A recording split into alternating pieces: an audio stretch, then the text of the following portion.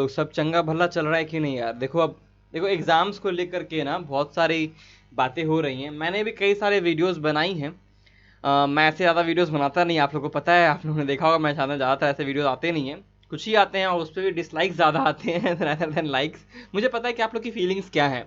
आप लोग चाहते नहीं कि एग्जाम अभी हो, आप लोग चाहते हैं कि पोस्टपोन हो जाए। और बहुत सारे वैलिड, आप लोग ये नहीं बोलेगा सर मेरी तैयारी, ऐसा है नहीं कि मेरी तैयारी नहीं है, मेरी तैयारी है, लेकिन आप लोग चाहते हैं कि क्योंकि हेल्थ का जो मैटर है वो बहुत ज़्यादा इंपॉर्टेंट है। और जीवन की जो कीमत है वो बहुत ज़्यादा है, तो आप लोग चाहते हैं कि जीवन को बचाया जाए, और बहुत अच्छी बात है। और मैं भी इस बारे में आपको सपोर्ट करता हूँ इस चीज़ को लेकर के, ठीक है ना।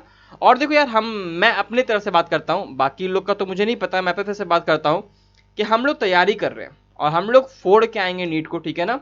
हम लोग मतलब मैं और आप, ठीक है ना। मैं आपके साथ जाऊंगा एग्जाम में, टेंशन नहीं लेना है, और एकदम अच्छे से दे करके आएंगे नीट को।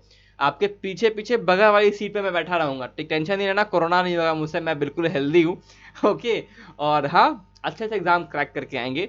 अभी देखते हैं हम लोग यहाँ पे सेक्स डिटर्मिनेशन, और जब भी होगा एग्जाम, ठीक है ना, अभी देखो 26 जुलाई का जो डेट है, हम लोग इसको मान के प्रिपेयर कर रहे हैं। मैं हमेशा कहता हूँ, आप मेरे जिस वीडियो को उठा के देख लीजिए, मैंने ये कभी नहीं कहा है कि मैं चाहता हूँ कि 26 जुलाई को एग्जाम हो। मैं ऐसा बिल्कुल नहीं कहता कि मैं चाहता हूँ। ऑब्वियस सी बात है, मेरे लिए भी जीवन सबसे ज़्यादा ऊपर है। अगर मैं बोलता हूँ कि मुझे जीवन बचाना है, डॉक्टर आपको बनाना है, डॉक्टर के लिए इज्जत अगर आपको करनी है, मतलब कि आप समझ रहे होंगे, जीवन की लाइफ की वैल्यू को समझना बहुत ज़्यादा ज़रूरी है।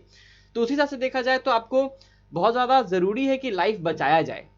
तो इसी कारण से मैं इतना कहना चाहता हूँ कि अभी 26 जुलाई का जो डेट है उसे मान के बस प्रिपेयर करो यार, ठीक है ना। अपना प्रिपरेशन पे बिल्कुल पॉज मत लगाओ, उसको मान के प्रिपेयर कीजिए आप लोग। और हाँ,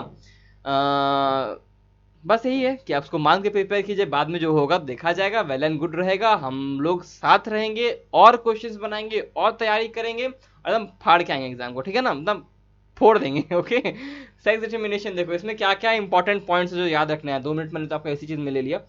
कभी कभी बात करने का मन करता है वीडियो के, हालांकि मैं इन क्वेश्चंस के वीडियो में शुरू में इस सारी बातें नहीं करता, बिकॉज इस सारे क्वेश्चन का जो वीडियो मैं चाहता हूँ कि वो आने वाले कई सालों तक बच्चों को हेल्प करे।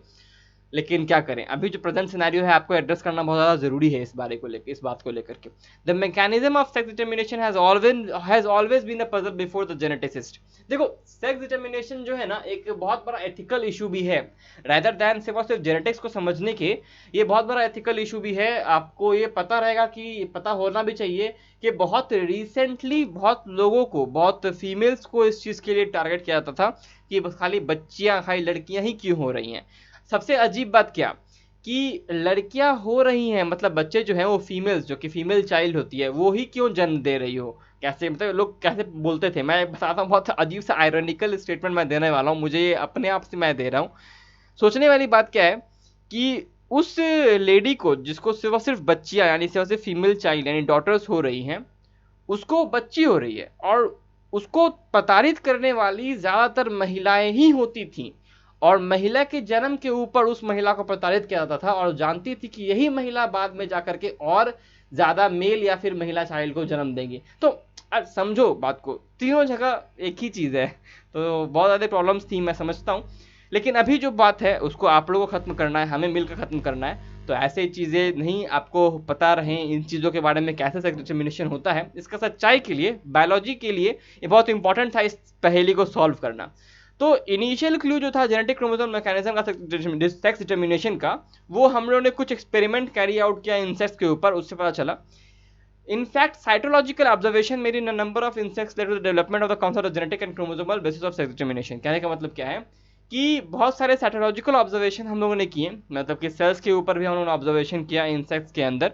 तो हम लोगों को पता चला कि सेक्स डिटर्मिनेशन में क्रोमोसोमल और जेनेटिक बेसिस है, कि सेक्स क्या होगा बच्चे का, उस पर क्रोमोसोम और जेनेटिक्स ही उसको डिसाइड करता है। हेनकिंग वो साइंटिस्ट हैं, 1891, ये डेट और नाम याद रखना है। 1891 ये डेट और ये नाम हेनकिंग याद रखना है। इन्होंने एक्स बॉडी स्ट्रक्चर को फॉर्म किया था, उन्होंने नाम भी एक्स बॉडी दिया है, जिसको आज हम लोग एक्स क्रोमोसोम के नाम से भी जानते हैं। Could trace a specific nuclear structure all through the spermatogenesis in a few insects. उन्होंने कुछ स्पर्मेटोजेनेसिस यानी कि स्पर्म के फॉर्मेशन को कई इंसेक्ट्स में देखा, और उन्होंने एक स्ट्रक्चर को बहुत गौर से देखा जो कि स्पेसिफिक था हर इंसेक्ट के अंदर, ठीक है ना। फ्यू इंसेक्ट मतलब कि अलग अलग स्पीसीज थी, लेकिन उसमें वो स्ट्रक्चर तो बिल्कुल मौजूद था, और वो सेक्स डिटरमाइन कर रहा था, ऐसा उनको महसूस हुआ। It was also observed that 50% of sperm receive the structure after spermatogenesis. उन्होंने ये भी देखा कि 50% स्पर्म में ये पहुंचता है, जबकि 50% स्पर्म में ये नहीं पहुंचता है, डिड नॉट रिसीव, बिकॉज हम लोग को पता होना चाहिए कि इंसेक्ट्स में एक्स नॉट होता है, एक तरफ से क्रोमोसोम होता ही नहीं है, इसी कारण से 50% स्पर्म में पहुंचता ही नहीं है एक्स क्रोमोसोम। उन्होंने इस चीज को एक्स बॉडी नाम दिया, but he could not explain significance, लेकिन उन्होंने इसका सिग्निफिकेंस बताने से वो वंचित रह गए, वो ये नहीं बता पाए कि यही सेक्स डिटरमाइन करता होगा कि नहीं। उन्होंने बताया कि there is a body which is of X shaped, उन्होंने कहा। Further investigation by other scientists led to the conclusion that the X body of Hanking was in fact a chromosome of sex determination। ठीक है ना, आगे हम लोग next video में देखेंगे। Plant A is having chromosome number 2 and is equal to 12, B having 2 and 16, both are to form allotetraploid। C, what is the chromosome number of C? देखो हम लोग को बनाना क्या है, टेट्राप्लॉइड बनाना है। अब ध्यान से देखो, हम लोग को डिप्लॉइड ऑर्गेनिज्म नहीं बनाना है, यही क्वेश्चन हम लोगों ने पिछले दो तीन वीडियो पहले देखा है। उसमें हम लोगों ने इसका आंसर पता है क्या लगाया था, उसमें हम लोगों ने इसका आंसर 14 लगाया था। हम लोगों ने क्या किया था कि वहां पे उसको हम लोगों ने 6 कर दिया था और 16 को हम लोगों ने 8 कर दिया था। बोला था मैंने 6 + 8 = 14, बिकॉज वहां पे हम लोग को एक प्लांट बनाना था।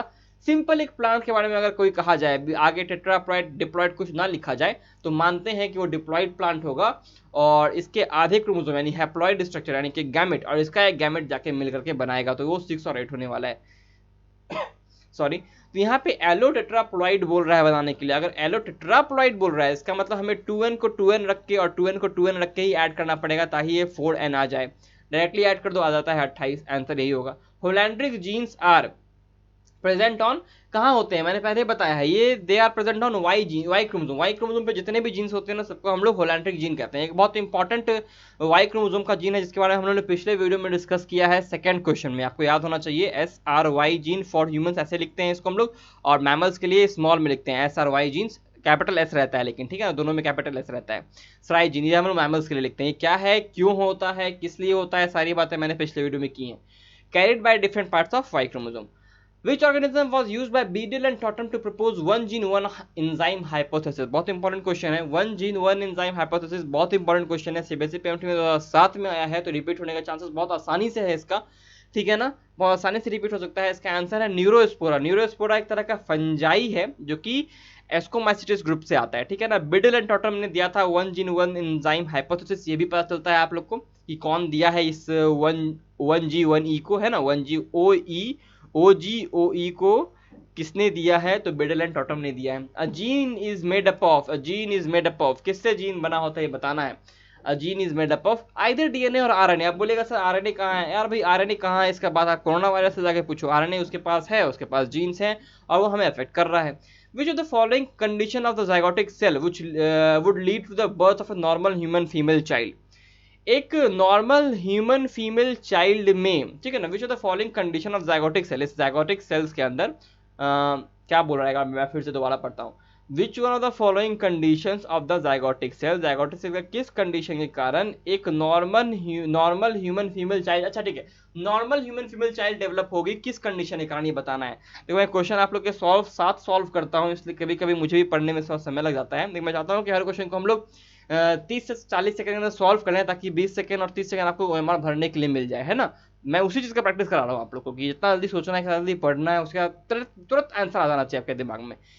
आंसर इसका क्या होगा, एक एक्स और एक वाई क्रोमोसोम होना चाहिए, है कि नहीं, एक एक्स या वाई क्रोमोसोम होना। अच्छा ये तो मेल का हो गया ना, ये तो ये हो गया किसका, ये मेल का हो गया। ये 2 एक्स क्रोमोसोम होते हैं तो ये फीमेल का हो गया। हमें नॉर्मल फीमेल चाइल्ड चाहिए, तो आंसर हो जाएगा C. Separation of the 2 chromatids of chromosome takes place in mutation. इसीलिए मुझसे गलती भी होती है, ठीक है ना, इसलिए मुझसे गलती होती है कि मैं आप लोग के साथ सॉल्व कर रहा हूँ। Okay, separation of the 2 chromatids of chromosome, कुछ क्वेश्चन ऐसे होते हैं जो कि थोड़ा सा कंट्रोवर्शियल होते हैं, तो मैं वीडियो पॉज करके वहां पे जाके रिसर्च करता हूँ और फिर मैं वापस से आता हूँ वीडियो के ऊपर, ठीक है ना, इसलिए मत टेंशन लेना कि सर रिसर्च आप फिर कब करते हैं ठीक है। Separation of the 2 chromatids of a chromosome takes place in mitosis. Separation जो होता है 2 क्रोमैटिड्स का क्रोमोसोम के अंदर माइटोसिस में कब होता है बताना है। तो यार सेंट्रोमियर जो होता है वो कब टूटता है, सेंट्रोमियर कब डिवाइड करता है, ये बता रहा है ना, ये पूछ रहा है, बताओ क्या होगा इसका आंसर। बहुत इजी क्वेश्चन है, एनाफेज में होता है, मैंने पहले बताया है। एनाफेज इज द फेज जहाँ पे सेंट्रोमेयर हमारा डिवाइड करता है। The modern concept of gene is, जो जीन का जो मॉडर्न कॉन्सेप्ट है वो क्या है ये बताना है। जीन का मॉडर्न कॉन्सेप्ट क्या है ये याद रखने वाली बात भी है, ध्यान रखिएगा। ये फंक्शनल यूनिट है डीएनए का। डीएनए का वो यूनिट जो कि आपके प्रोटीन्स को कोड करता है उसे जीन कहते हैं। बाकी अदर जो डीएनए पार्ट है वो कोड नहीं कर रहा है, इसलिए उसे जीन नहीं कहेंगे। इसीलिए डीएनए बहुत लंबा है लेकिन जीन कुछ ही है, क्योंकि कुछ ही सेगमेंट डीएनए का हमें फंक्शनल दिखाई देता है। इसीलिए हम लोग बोलते हैं कि मॉडर्न जीन क्या होता है, a functional unit of DNA. ऐसा नहीं कह सकते कि ये पूरा डीएनए है तो ये भी जीन है, फिर उसके नीचे ये भी जीन है, फिर ये भी जीन है, ये भी जीन है, ये भी जीन है, नहीं। यहाँ पे एक जीन होगा, ये जीन होगा, तो हो सकता है यहाँ पे जीन हो, और इतना जो बड़ा सेगमेंट है इसमें कोई पार्ट मौजूद नहीं हो जीन के, यानी कि यहाँ पे न्यूक्लियोटाइड बेस पेयर्स हैं लेकिन ये कोडिंग नहीं करते हैं किसी चीज को, किसी प्रोटीन को, किसी एंजाइम को, तो इसीलिए इनको हम लोग जीन नहीं कहेंगे। One gene one enzyme hypothesis या फिर थ्योरी गिवन बाय, अभी हम लोगों ने कहा G.W. Beadle and E.L. Tatum. Beadle and Tatum ने OGOE थ्योरी दिया था। और देखो ये क्वेश्चन जो है सीबीएसई पीएमटी ने 2006 में पूछा, और ये क्वेश्चन देखो सीबीएसई पीएमटी ने 2007 में पूछा। तो देखो 2006 में जिस बच्चे ने ये पढ़ा होगा, 2007 वाले जो बच्चे एग्जाम देने वाले होंगे उन्होंने 2006 का क्वेश्चन पढ़ा होगा, उन्होंने देखा होगा कि उसने पूछा है कि हमें बेडल टॉटम कौन सा थ्योरी दिया था, कि वन जी वन नाम किसने दिया था, तो उन्होंने इस थ्योरी को ध्यान से पढ़ा होगा। उसके बाद उनको पता चला होगा अच्छा न्यूरोस्पोरा में था, तो 2007 वाले बच्चे समझदारी कर गए ना 2006 का क्वेश्चन पढ़ने के बाद।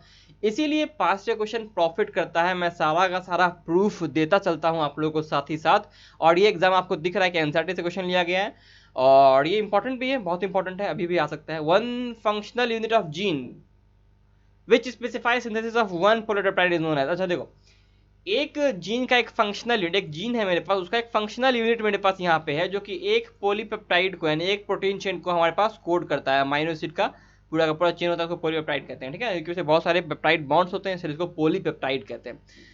तो ये क्या है वो कौन सा पार्ट है जो ऐसा करता है, तो ये सिस्ट्रॉन है। मैंने पहले कहा जहाँ रिकॉम्बिनेशन होता है उसे रिकॉन कहते हैं, जहाँ ये होता है जहाँ पे जीन जो होता है उसको सिस्ट्रॉन कहते हैं, जो फंक्शनल यूनिट होता है। जीन का भी जो फंक्शनल यूनिट होता है उसको सिस्ट्रॉन कहते हैं, और म्यूटॉन जहाँ पे म्यूटेशन होता है, आंसर इसका सिस्ट्रॉन होगा, ठीक है।